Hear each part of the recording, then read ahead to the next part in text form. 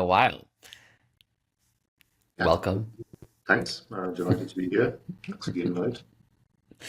That's great. Do you want to maybe start with introductions to share about a bit about yourself and Synthflow in general and what y'all are working on, just for context? Yeah, sure. So I'm Fionn. I'm one of the product managers here at Synthflow.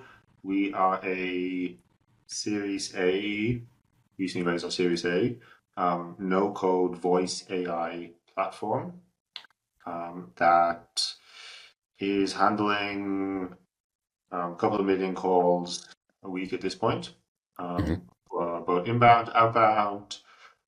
It's quite vertically agnostic, also quite geo agnostic. Customers, US, EU, South, North America. We are headquartered in Berlin, but have employees remote across all parts of the world. I am personally based in Ireland. I myself have been a PM most of my career, in various companies, but this is the first time in voice AI, which I'm quite bullish about, and is incredibly painful to work in.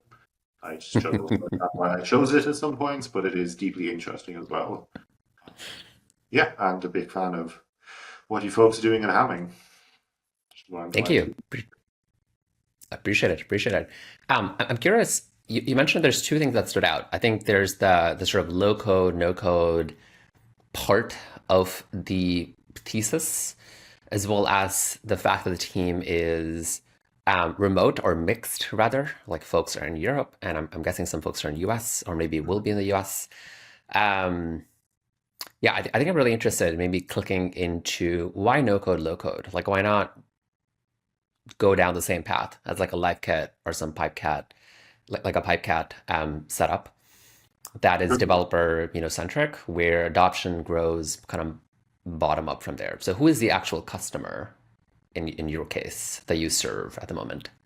So, what adoption is very much bottom up. When I joined Infra like 10 months ago, we had one person in sales. Our entire GMT was completely self-serve product-led mode. Mm, Um, at that time as well, customers were predominantly smaller mid-market, somewhat kind of mom and pop shops, like doctor surgeries that maybe have 3 or 4 clinics and want to automate the receptionist. So people who have no real technical skill sets. They probably know what a hmm prompt is. They go into the platform, they can attach a number, write a prompt, attach a couple of actions, a bit like a Zapier, that kind of level of technical knowledge. In the last 10 months, and a little bit before that, we started to kind of target enterprise customers. And I think we're still seeing that within that enterprise um, persona, let's use the product term, there hmm is multiple players, and not all of them are comfortable with the VAPI live kit, like live kit PyCat level of technical abstraction. So hmm yes, you will have the technical implementers, but the people actually building the agents or the people monitoring the agents, like the managers and the, let's use a term like kind of call center line operators, are hmm still going to go into the platform and only want to play with the prompt and maybe like attach an action or change the voice or something. So that no code interface still lends itself quite well to that persona. Something else we have discovered, or maybe we knew, I discovered it at least, maybe our founders hmm knew it beforehand, was there is a lot of technical nuance to voice AI in terms of there's high level stuff like the voice you use, and then there's much lower level stuff like just this morning we were discussing voicemail detection models. There's a couple of ways you can do that, a couple of different models you can use.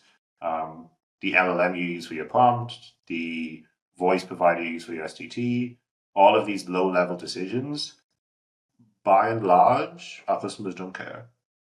They don't want to know the nuance of like what voicemail detection model that we are using. They just want it to work. So if you give them the choice of doing it, it'll just cause confusion and pain for them, and they just expect us to tell them the best option. So that also kind of lends itself to that no code style. Yes, you can edit it if you want and if you're technical enough to understand, but by and large, we are giving you the default out of the box best setup.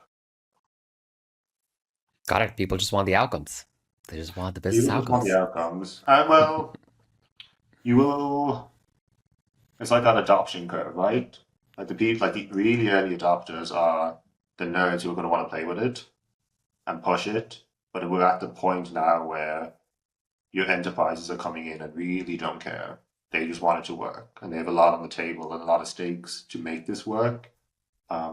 So I think we've left that hype curve of this is nerdy to this is actually paying our salaries. I hope. That sounds good. Um, makes makes sense to me. Got it. Makes sense to me. So you are working with more. You're working with teams that are closer to the business specifically. Are there certain use cases you guys focus on, or is it pretty wide? Is customer support sort of the classic, Decathlon, Yeah. Sierra style approach? Like, is that the bread and butter, or is it actually more diverse? And, that is maybe novel and interesting um, from your kind of standpoint, from a product standpoint. I suppose I'm always amazed with what our customers come up with, pleasantly and unpleasantly when they try to do weird things that we haven't expected. Um, we handle both inbound and outbound. So yes, a lot of inbound cases are your classic CS and your Dexicon, your Sierra, your intercoms are kind of playing in that space. The outbound is more varied. We have a lot of data collection. So they will call up and they will ask a bunch of questions. There's like, I was looking at one yesterday that's from a solicitor firm. There's administration firms. There's property firms collecting data. So a lot of outbound data collection. Obviously, outbound sales is a massive one. There's also revenue Yeah, there. Um, appointment reminders, all of these things. Outbound is a more varied use case, a technically much more tricky use case. for sure. It's Where more you have, diverse. It's more yeah, diverse. You kind of don't more know. I mean, diverse, well, yeah. a lot more regulations in the US, new regulations coming into Europe. Um, Getting blocked by spammers is a major issue. Um, so outbound, I think more diverse use cases. Inbound is typically pretty CS focused, and building the product to be both agnostic enough to handle multiple use cases and specific enough to handle certain use cases really well is an interesting product challenge that we still probably haven't quite cracked, but that we are Hmm. conscientious of. And Hmm. as we are maturing as an org, conscientious of our sales team being more specific with who we accept into the pipeline and not just taking anyone who will pay us money, but actually saying no to people. I mean, that's not a use case. So that's a use case you're welcome to do self-serve, fine, but we're not going to hold your hand with our solutions to even like build features around you.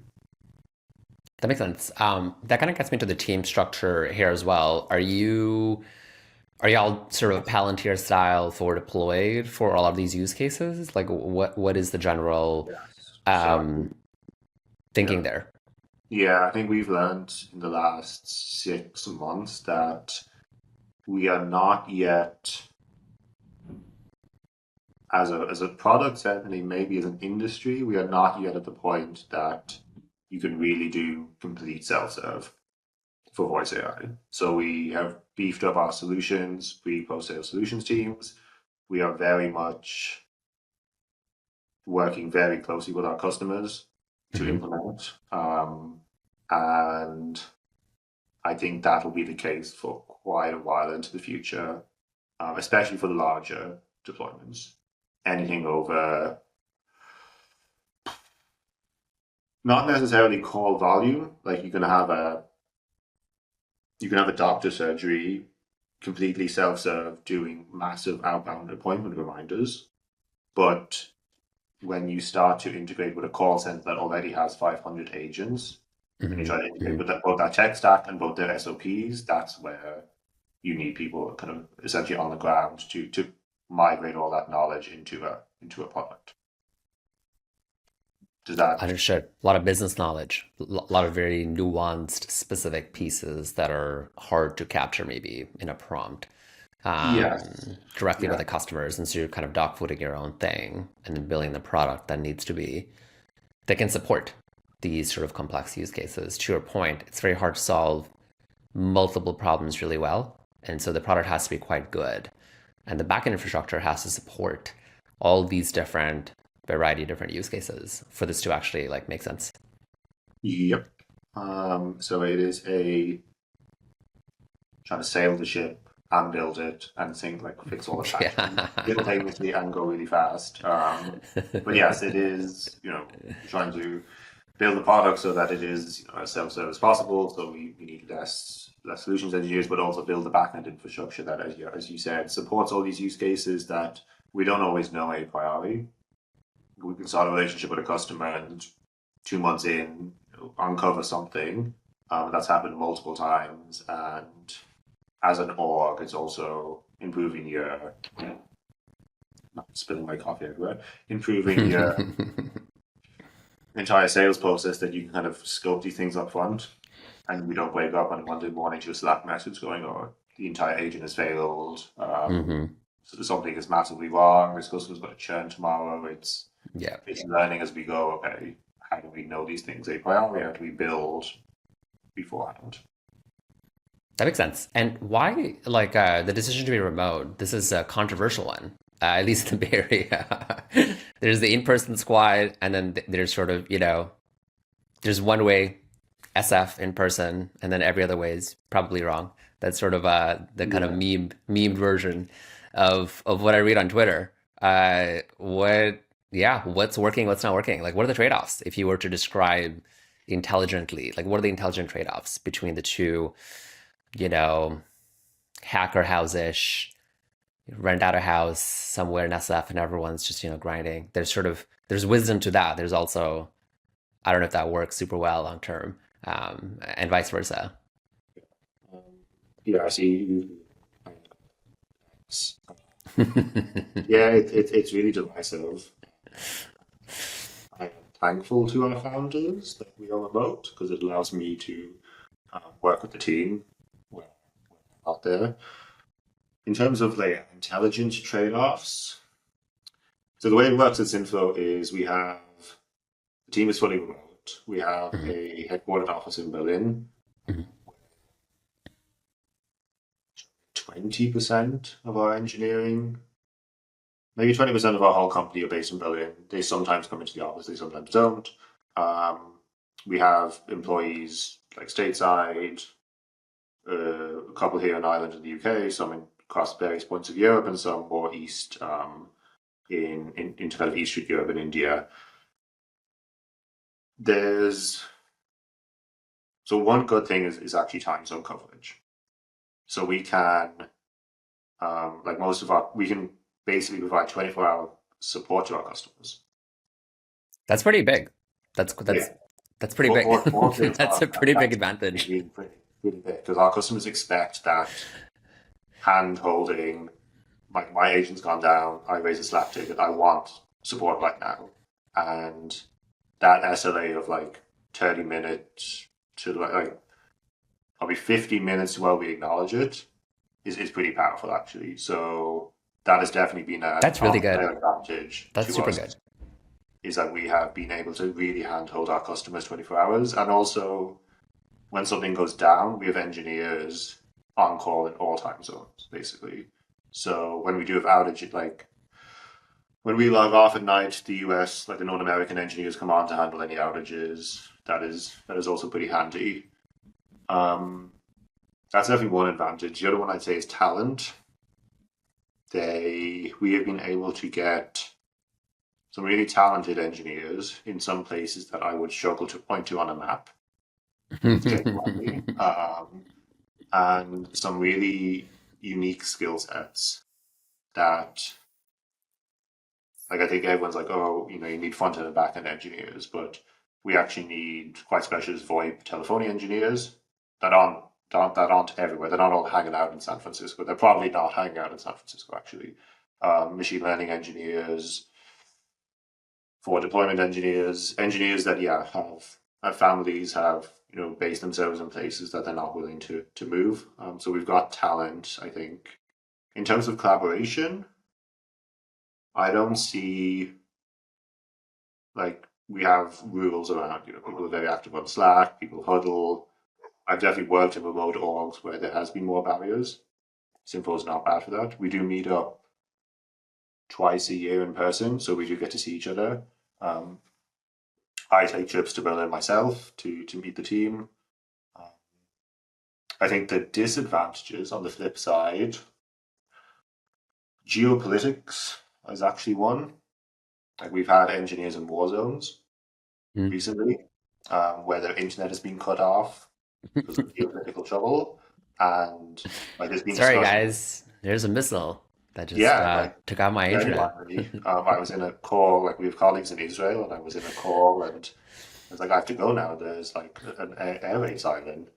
It's like, yeah, actually, I can't argue with that. I can't tell you to stay in the client call because there's an air raid siren. But that's the reality of geopolitical distributed teams at the moment. And yeah, having Slack discussions, do we send our Iranian colleague Starlink, is the reality of the situation.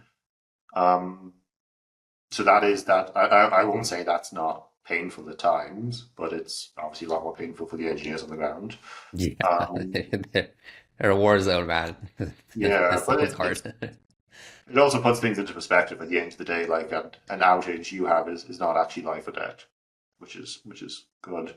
Um, Cultural issues between team members is probably also something else. Being kind of culturally aware, and we have obviously quite a lot of German personalities on the team. We have kind of an increasing number of American personalities, a lot of Eastern European personalities. They don't always gel perfectly, but at the same time, um, I think there is good out of that.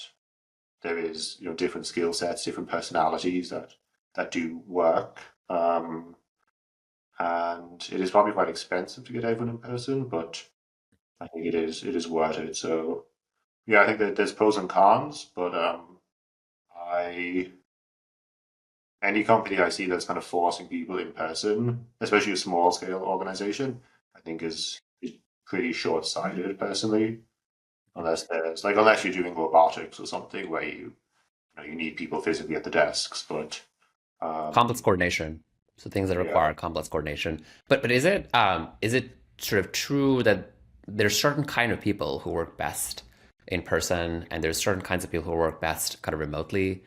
Are you largely like, is this basically a self-selection where your team is just set up in a way because everyone is self-motivated and don't require perhaps everybody in the same room to feel the vibes, let's call it, and everyone's mission oriented towards actually just getting things done? I, I've seen yes, both. I've seen both kinds of people. I've seen like remote friendly folks who don't like too much socializing necessarily, or like it gets in the way, or like it's not required. And for others where the social dynamics really drives motivation kind of intrinsically, and they do their best work when they're surrounded by kind of people in person. So I'm wondering, like, is this really just a matter of self-selection where the team is composed of more of these self-starters and kind of like motivated intrinsically in the first place? probably.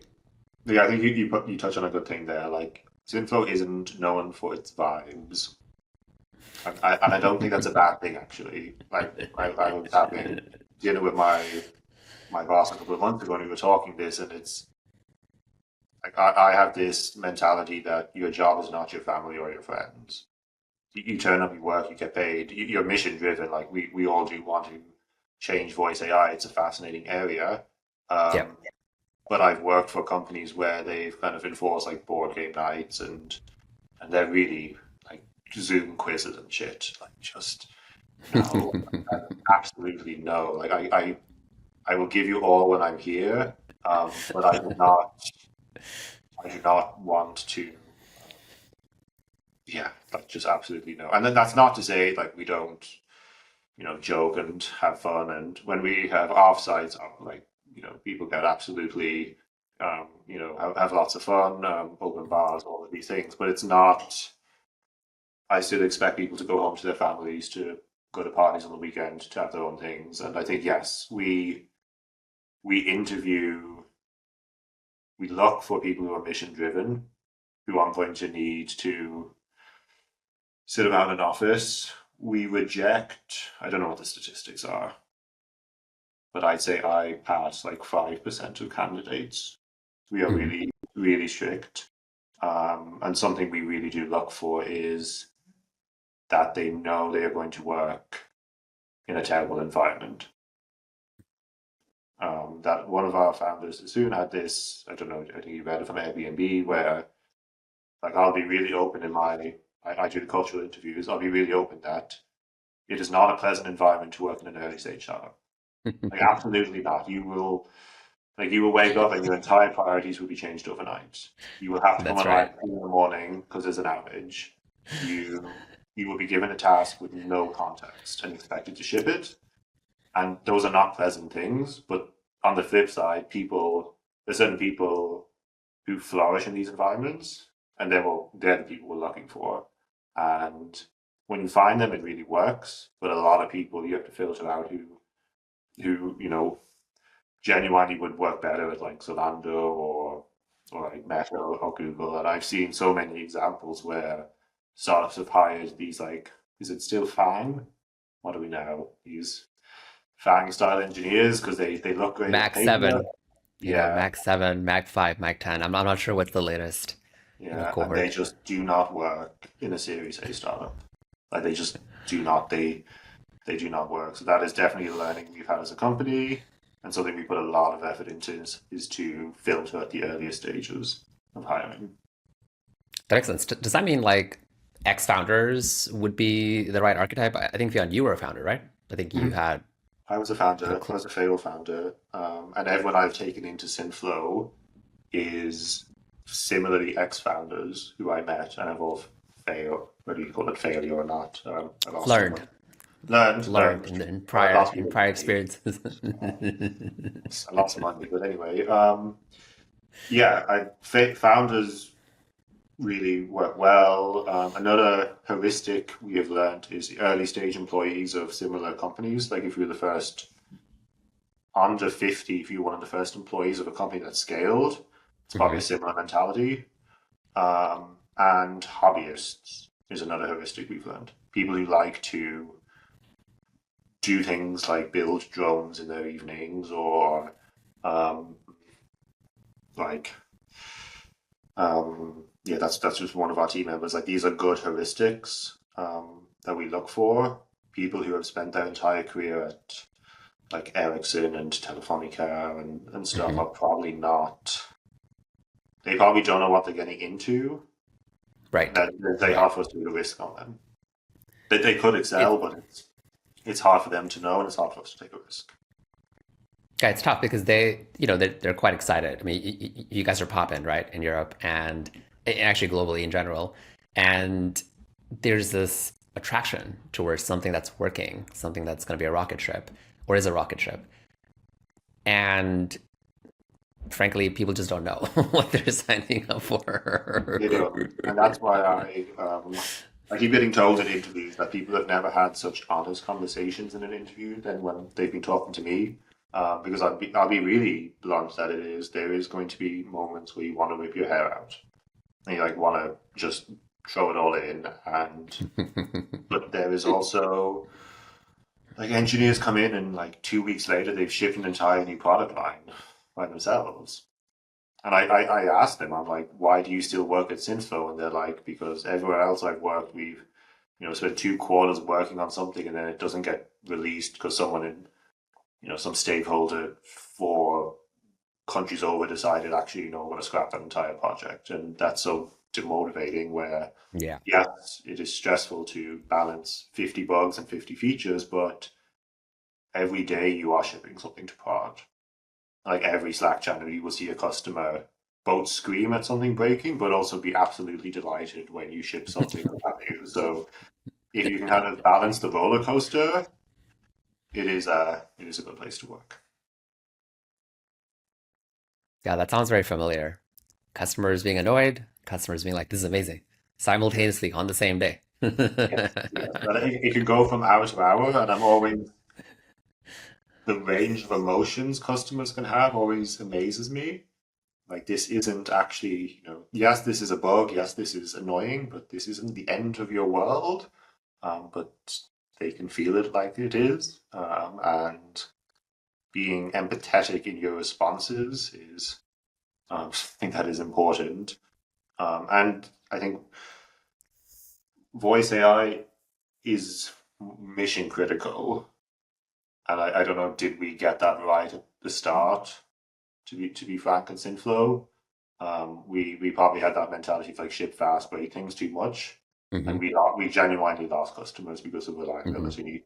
And it's like, is there an ontological like example? But if you're um, like if your granola meetings bot thing goes down for a meeting, you'll still have the meeting. Like you'll just probably take notes on paper. If your entire Yeah. inbound CS agents It go has down, it has to be reliable. It has to be it, trustworthy. it has to be This reliable. is You this is the name of probably the can't, game. yeah, scale up, 500 human agents that fast. And yeah, we're learning as a company and as an industry, with companies like you on the spot to what does reliability mean, and how is that measured, and how is that actioned upon, and there's a bit of educating your customers there, because customers also don't know what it means, and there's a bit of learning together, and there's an awful lot of very painful conversations when things go wrong. Yeah, move fast with stable infra. I think Mhm. that's really the thing that It is, and it's very hard to achieve, to be frank. yeah. It's not, there's no playbooks really. But I think it's Info we're doing our best. We get some things wrong, some things right, but um, we're listening to customers, which is the most important thing.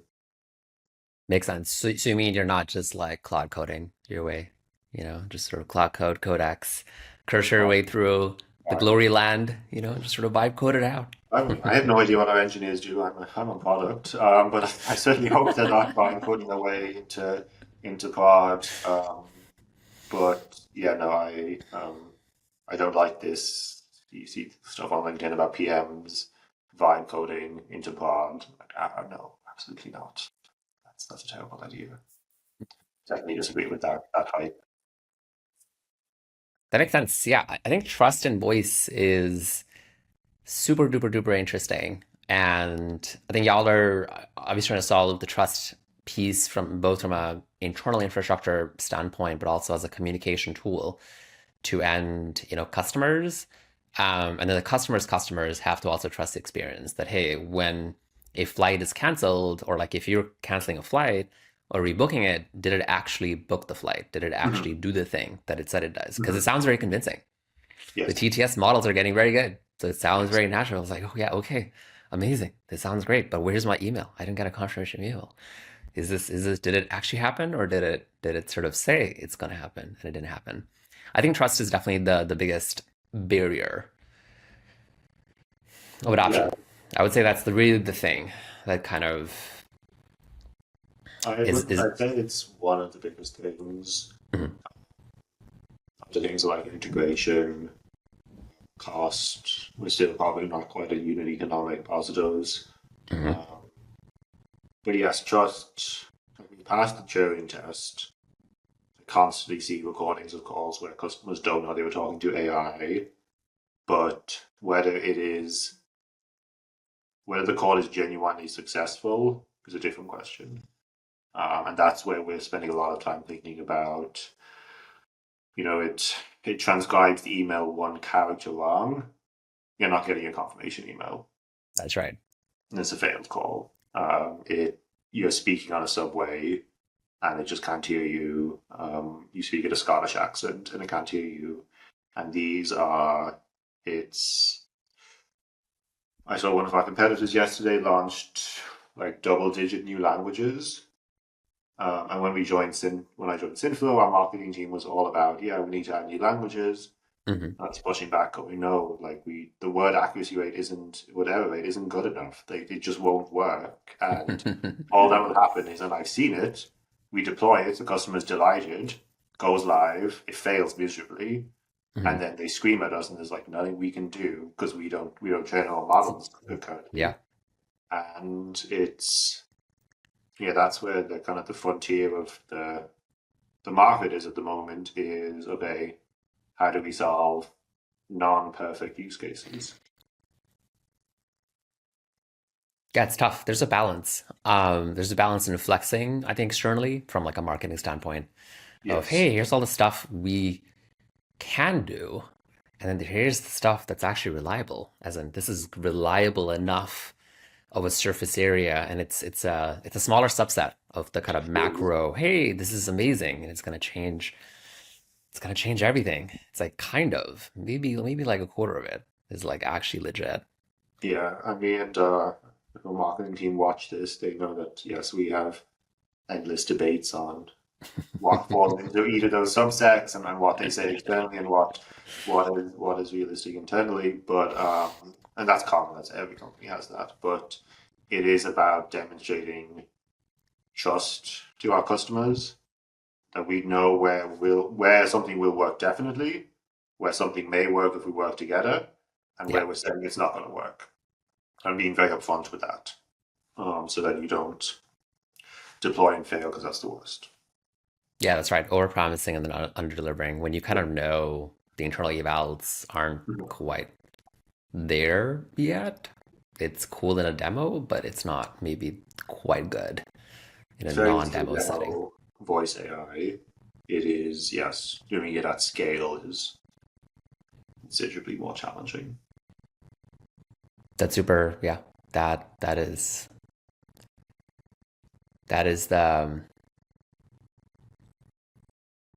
the secret truth in what's sort of real in voice. It sounds easy. There's a bunch of companies that keep popping up. Hey, we're doing this, and then they Yeah, start to hit some scale. Like, oh my god, this is a whack a mole. This is very difficult. It's like long tail of these last 20% of problems. Sometimes 10%, sometimes 5%, sometimes 30%, depending on the complexity of the task that absorb all of the time. exactly. And it's from product perspective, it is being able to triage ruthlessly into this issue. We will go down a rabbit hole, but really only affects like 0.1% of calls, and therefore is not as low hanging fruit as say something that yeah, it's like 95%. So it is being an absolute pain in the ass to our sales and our CS team to say no, we're not like we're just not going to look at this issue. Yeah, It's not worthwhile from a kind of a macro perspective. makes sense. Fionn, any sort of unique insights or things you've learned that are, um, yeah, novel, like any like new learnings you've had in the last 6 to 12 months that you want to share, you know?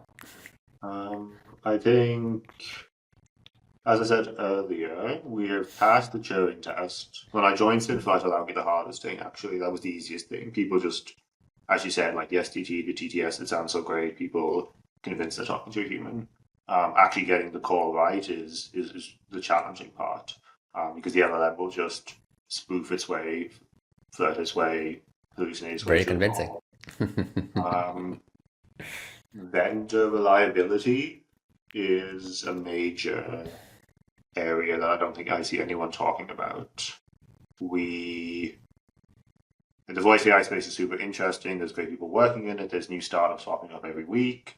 But there's a massive delta between I'll do this, like this startup pops up, I'll do this demo, this AI looks great, and can you actually handle massive concurrency for us? Can you guarantee us five nines? Are you SOC compliant? Are you ISO compliant? Like, Yeah, are you yeah. GDPR, EU, and US data residency? Because those are the things we're thinking about, because they're things our customers are thinking about. So we and vendors change from being a vendor to being a competitor overnight, uh, which is an Yeah. interesting. That's definitely like a funny thing. It's Yeah. true. I think a lot of companies built on OpenAI, have experienced, oh yeah, it's a supplier. Wait, actually, they're competing. Yes. Should we be worried? Yeah. So then the reliability, I spent way more time with Synthflow than I expected. To. Some of whom are great, some of whom are ass, but uh, yeah, reliability is massive. What else? I think working voice AI is this weird mix of engineering problems, some of which are very technically solvable, and some of which are frontier. So I divide them into two camps, like speaking, transcribing Arabic sufficiently is a Hmm. frontier problem. That's Yeah. no one has quite cracked the like 100 odd dialects there. And we are waiting for a really good AI team somewhere to do that. Salesforce integration, if I throw enough engineering resources at it, we'll crack it. Like that's just a matter of scale. For So sure. it's dividing things into those two camps and seeing some pretty interesting. I've never worked at a company before that we've had to be so specific about where we put our data centers, our servers, relative to our customers' infrastructure to reduce latency. Yeah. And that is quite an interesting challenge. And measuring like packet loss over public internet cables and all of this stuff that I never thought I'd be doing, but is very relevant to the quality of the call. And the quality of the call is all the customer cares about. So those are kind of interesting engineering challenges. And you're dealing with like 30-year-old legacy telephony asterisks server integration stuff that is ancient and like SSHing into terminals and stuff, but um, very delta to GPT-5. And there's quite a lot of Blend of two worlds, the kind it of cutting is, edge which is really stuff on pleasant. Like I OG really like, Rails. yeah, I really like the difference and it separating the hype from what works. And we saw that when GPT-5 came out, that like overnight everyone on LinkedIn was actually we tried this and the latency is terrible, so we're not using it. And that was really nice to see other people in the industry acknowledge that just because it's new does not mean it's great.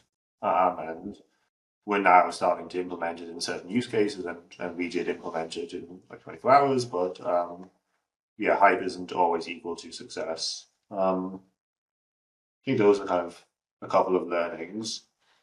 Um, Curious where we're going to go in the next 12 to like 24 months. Um, What do you think? Yeah, what's your take? I don't know how many more YC voice eval startups you will see. There was a period there when they were popping up like moles. It was like every week there was another one. Kind of. I haven't seen the new one recently, actually. So I think uh, you guys and a couple of others are kind of holding that space. Seeing a lot more like YC Infra voice AI startups now. That seems to be the new thing. They keep emailing me. Um, Please don't email me if you listen to this. I'm not in talking to you. Fionn, I'm thinking of pivoting into evals. What do you think? Please Should I don't. pivot to voice? Please.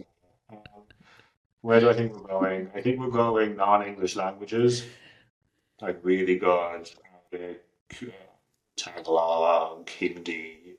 I think, and vice versa, both on the STD and the TDS side.